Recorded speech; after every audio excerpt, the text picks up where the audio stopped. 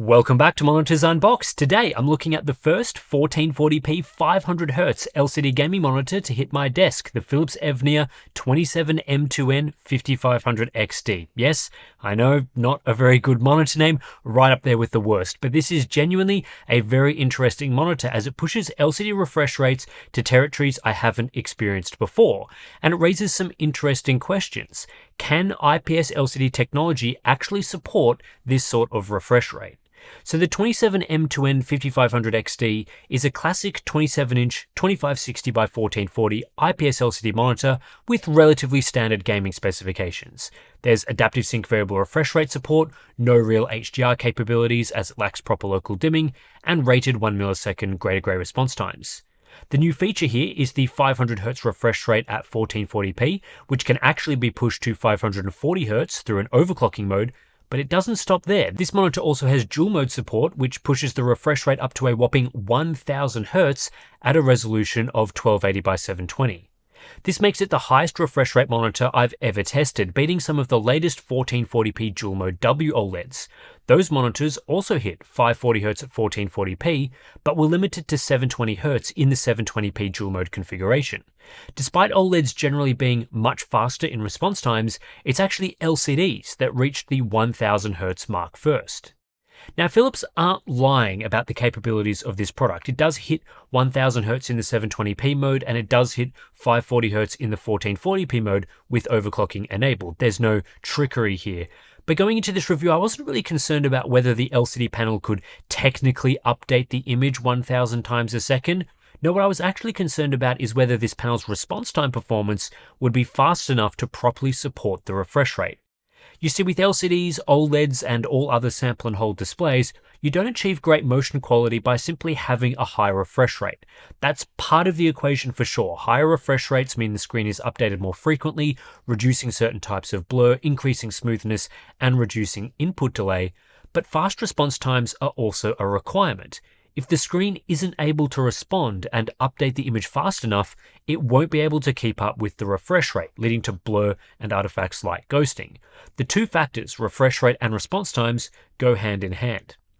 The crucial thing I look for on a high refresh rate display is whether the screen can complete most of its transition from one color to another within the time between refreshes. This is a good measure of whether response times are bottlenecking the refresh rate or not. If the screen can't actually finish changing before another refresh occurs, it won't ever properly show the image. It's kind of like asking someone to swap to a new task before the old task they were already working on is complete. In monitor terms, doing this creates blur and hurts motion quality. So in testing this Philips monitor, one of the key things I'm looking for is average response times that are fast enough to enable a 1000Hz refresh rate. At 1000Hz, there's a new refresh every 1 millisecond. That's the refresh window. So ideally, I want to see average initial response times that are faster than 1 millisecond. A truly difficult task for LCDs, and let's see whether it can keep up. First, I'm going to look at the 1440p 540Hz mode and its various overdrive settings. A few concerns were raised looking at the overdrive off performance, which shows how fast the panel is natively. With an average response time of just 11 milliseconds, this isn't an especially fast display, and it's going to put a lot of pressure on the overdrive tuning to hit the speeds required for 500 and 1000 Hz. The fast mode is better, but not that much better, with an average response of 7.8 milliseconds. I'd say that's the typical speed we'd see from an older 144Hz monitor, if a little on the slow side. Faster takes things up a notch to a 6.3 millisecond average, but now overshoot enters the picture, and we're still short of the speed required for this refresh rate. The problem here is that while rising transitions are relatively fast, like moving from dark grey to light grey, falling transitions are much slower, and this holds the display back from achieving good levels of performance. The fastest mode is fastest, and even now we still haven't hit an appropriate level of speed for 540Hz. An average of 5.5 milliseconds is decent, I guess, but the level of inverse ghosting is high and quite noticeable, leading to a poor experience with lots of artifacts. So across the three included overdrive settings, there's really nothing here that's suitable for 540Hz. If we drop back to faster overdrive for a second, this is where it seems the display maxes out in the 1440p mode. This level of average performance is suitable for about a 165Hz refresh rate, and while the fastest transition times are good enough for 540Hz, we don't see that across all possible grey to grey transitions, which can lead to blur. The other issue with the 1440p mode is that variable overdrive hasn't been implemented and performance falls away significantly at lower refresh rates. So here in the faster mode, if we drop to even 360Hz, the amount of overshoot increases substantially. This overdrive setting is basically useless outside the top refresh rate, and even at 540Hz I found the overshoot artifacts visible, so I actually ended up preferring how the fast mode looks. But then back to the fast mode, if I drop the refresh rate to 360Hz, overshoot starts to become more problematic, and by 240Hz there's an inverse ghosting rate of over 40%, which means a large portion of transitions produce noticeable overshoot artifacts. Yes, response times have improved to properly support a 240Hz refresh rate, but with this level of overshoot it's not very usable. Overall, in the 1440p mode, there is no overdrive setting that is optimized well for the middle to lower parts of the refresh rate range, except for off. If you want to use this panel at, say, 200Hz or 165Hz, the first overdrive setting is too aggressive and creates artifacts, but then off is too slow. This is a clear fail on two fronts. The overdrive configurations aren't enough to properly support 540Hz, but they're too aggressive to support other refresh rates. This leaves the Evnia monitor without good performance for anyone, not the high refresh gamers, not the low refresh gamers.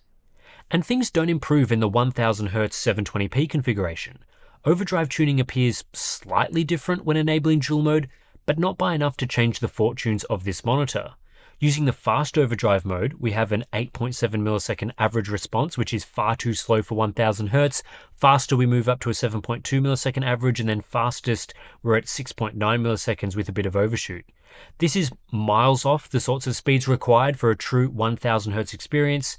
Again, I'm looking for that average response time number to be below 1 milliseconds, and the actual results are in the 7 millisecond range. The reality is that this particular IPS LCD panel is not fast enough for the sorts of refresh rates that are being asked of it.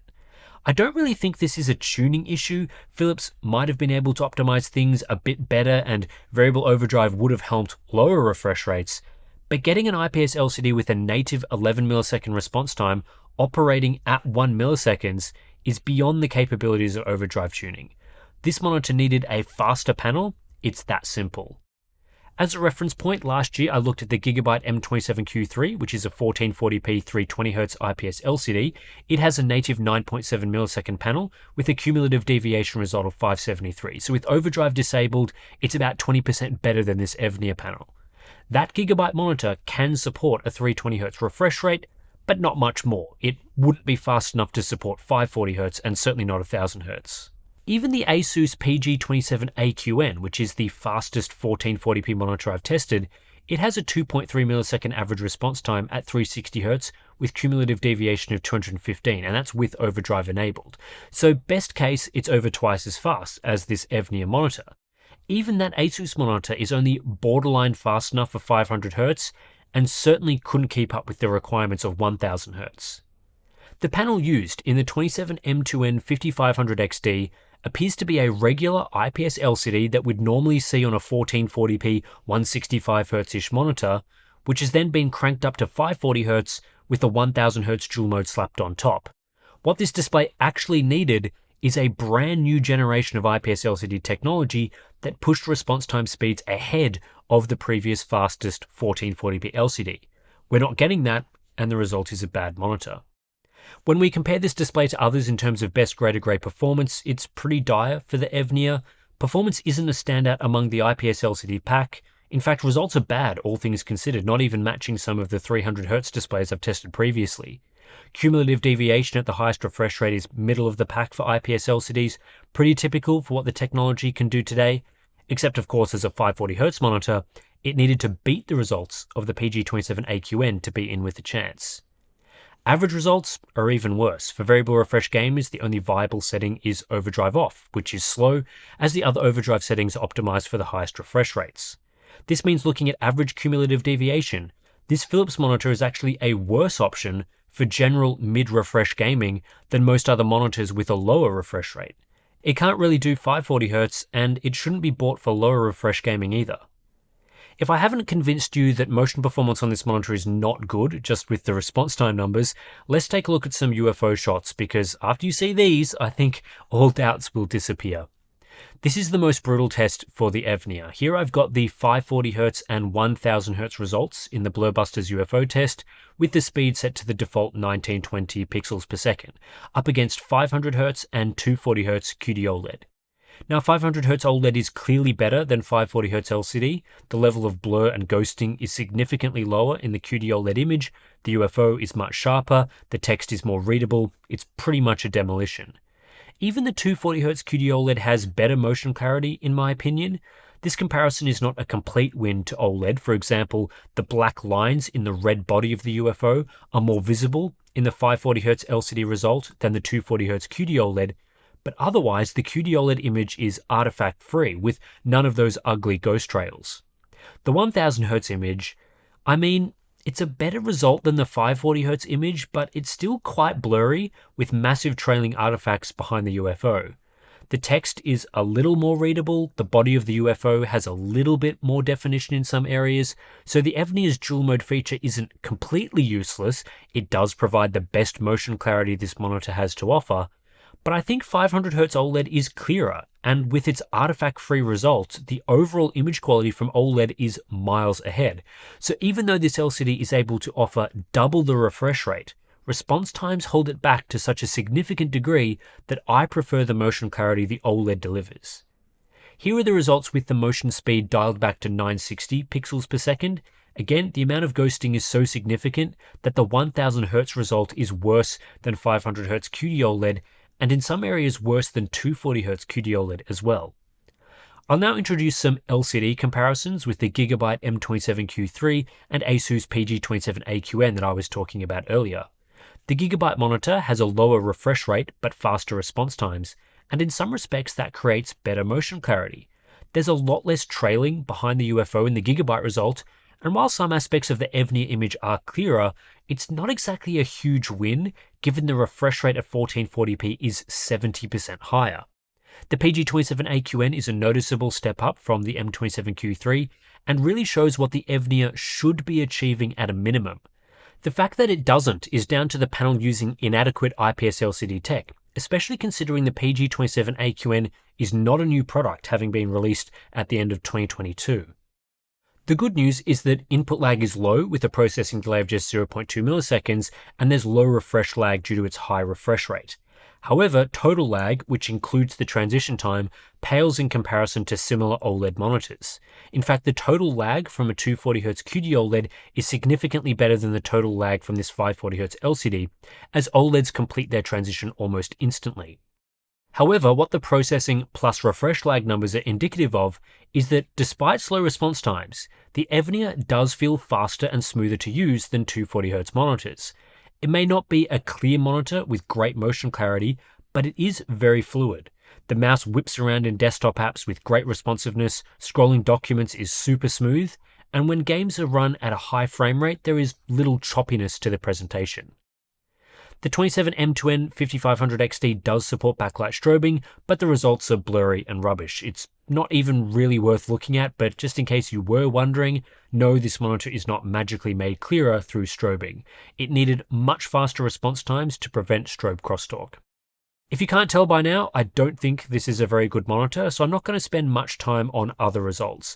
The most interesting thing outside of motion clarity was the contrast ratio, which came in at 22:35:1, an excellent outcome from an IPS LCD, which typically sit more in the 1000 range. Not much is made of this display's contrast on the product page. It's not advertised as IPS black or anything like that, but it's decent, all things considered. Panel brightness is fine, 414 nits is perfectly adequate for an LCD in 2026, but of course, there are no real HDR capabilities here as this display does not use full array local dimming. It's advertised as Display HDR 400 certified, however the HDR experience is poor and not worth talking about. Factory calibration and color accuracy is average. It's a wide gamut monitor with 96% coverage of DCI-P3 and 72% coverage of Rec 2020. There's an included sRGB mode, which is serviceable, though color checker results are only mid-table. It's not a bad monitor from a colors standpoint. Uniformity is fine, viewing angles are fine. All of these results would have been suitable enough for gaming had it actually delivered on its high refresh rate. I quite like the design. The rear looks good and not too gamery. Most of the outer surfaces are constructed from plastic, so it's not the most premium product overall, and the stand is a little wobbly, but there is a good range of ergonomic control, and Philips use a directional toggle to control the OSD. The chin is pretty big though, would have liked that to be a bit smaller. Port selection is fine as well, one DisplayPort 1.4 and two HDMI 2.1 ports. Nothing much fancy is happening here, there are no USB ports and not much in the way of interesting functionality. Dual mode works as well as I've seen this feature in other monitors, switching seamlessly between the 1440p and 720p configurations. Outside of the underwhelming motion clarity in the 720p mode, I still feel that 720p is too low of a resolution to be properly usable in all games. Often I found UI elements were hard to read and garbled. I think dual mode is much more usable on displays where the native resolution is at least 4K. Overall, unfortunately, the Philips Evnia 27M2N 5500XD is a bad monitor that I can't recommend. And this isn't a situation where I might recommend it at certain price points or after a massive discount. This is just a monitor that I flat out would not buy. The main problem is that this monitor does not offer a good motion experience for anyone. Response time speeds are not fast enough to handle the 540Hz refresh rate, let alone the 1000Hz dual mode, but all the overdrive configurations are optimized for these refresh rates. This results in a lot of overshoot artifacts at lower refresh rates, and ultimately the display is neither good for high refresh rates nor middle or lower refresh rates, so it's basically good at nothing. If you want a monitor that's fast, clear, and responsive for competitive gaming, just get a high-performance OLED. It doesn't even have to be the same refresh rate. 360Hz OLED is generally better, and even 240Hz OLED is less blurry in some areas. And worst of all, those OLEDs will probably be cheaper. This monitor is not yet available in the US, but in Hong Kong, I've seen it listed for 6,000 Hong Kong dollars, the equivalent of about 750 US dollars. That's a terrible deal, given 500Hz QD OLEDs are a similar price right now, or even cheaper in the best cases. But let's say this monitor gets a significant discount at some point. Would I recommend it over the Gigabyte M27Q3 that's currently $280 US? Probably not. The M27Q3 has faster response times, less ghosting in motion, and is much better optimized for 320Hz gaming or lower. The Evnia is smoother, I guess, because it has a higher refresh rate, but I just don't think that's enough. The fundamental problem here goes back to the IPS LCD panel being used. Natively, this is not a fast panel, which makes it very difficult to support such high refresh rates through overdrive tuning. 1000Hz LCD needs a new generation of IPS technology that's faster than anything we've seen before, not repurposed old IPS technology being pushed further than it can handle. I don't think Philips have done a particularly good job optimizing the overdrive settings, but I also think properly optimizing this panel for 1000Hz is an impossible task. It's just not capable of the required speed. I don't expect other 1440p 500Hz monitors to be any better. Back at CES 2026, I ran the UFO test on a similar Acer model, which I suspect uses the exact same panel, and the results to my eye were just as bad as what I saw on this Philips model. Monitor brands shouldn't be using such low quality panels in their products, but also the panel manufacturers shouldn't create these panels in the first place. This looks like a desperate attempt to compete with high-end OLED on the spec sheet, largely through gimmicks like a 1000Hz 720p mode. In my opinion, if LCDs want to properly compete with OLEDs in this sort of segment, they'll have to produce genuinely faster products or innovate like we recently saw with, say, G-Sync Pulsar. So anyway, that's it for this review. Very disappointing results from this 1440p 500Hz IPS LCD. I was expecting better. I guess I maybe in a sense wasn't, considering what I saw at CES 2026, but I was hoping, maybe some other brands would optimize this panel a bit better, but unfortunately not. And the results are just a product that I'm not recommending to anyone. So yeah, that's amazing. Anyway, we've got other reviews on this channel if you're interested in something that might actually be worth buying. So check those out. If you want to support us, we have Patreon. Links to that is in the description below. But yeah, that's pretty much it for this one. Thanks for watching, and I'll catch you in the next one.